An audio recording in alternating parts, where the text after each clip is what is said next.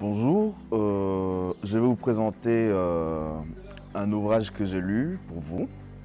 Cet ouvrage est intitulé Africa France. C'est celui-là. C'est un livre de 230 pages rédigé par Antoine Glaser. Antoine Glaser qui est un journaliste, un essayiste français qui est l'un des plus grands connaisseurs du continent africain. Il a été tour à tour l'un des rédacteurs de la lettre du continent, mais également d'Africa Intelligence. Donc c'est un homme qui est très pénétré dans les méandres de la géopolitique africaine et même de la stratégie de toute la région africaine. Cet ouvrage, je le disais, est intitulé Africa France, le voilà, avec cette belle couverture toute rouge. Et il a comme sous-titre « Quand les dirigeants africains deviennent les maîtres du jeu ». Il a été publié le 12 février 2014 aux éditions Fayard en France. De quoi ce livre parle-t-il? Le livre est un regard, c'est une lecture d'un concept qui nous est très familier. C'est ce qu'on a appelé pendant très longtemps la France-Afrique.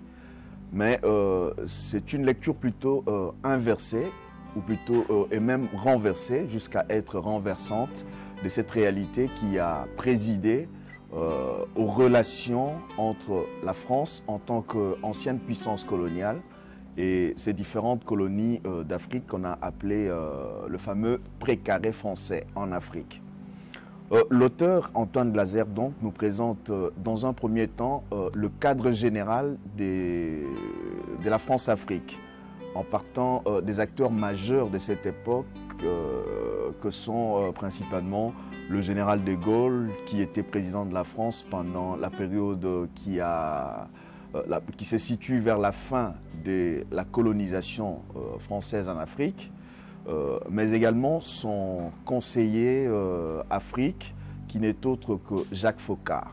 Jacques Foccart que l'on disait être le papa de certains présidents africains, parce que c'était l'homme qui faisait et défaisait les rois en Afrique. Et aussi les chefs d'État africains qui sont les pionniers, les premiers acteurs de ce système de la France-Afrique. On reconnaîtra dans l'ouvrage, et le chapitre a été développé, l'ancien président ivoirien, Félix Houphouët-Boigny, qui a été l'un des pions majeurs de ce système de la France-Afrique. On parle également de l'ancien président gabonais, Omar Bongo, qui a été également un grand acteur de ce système.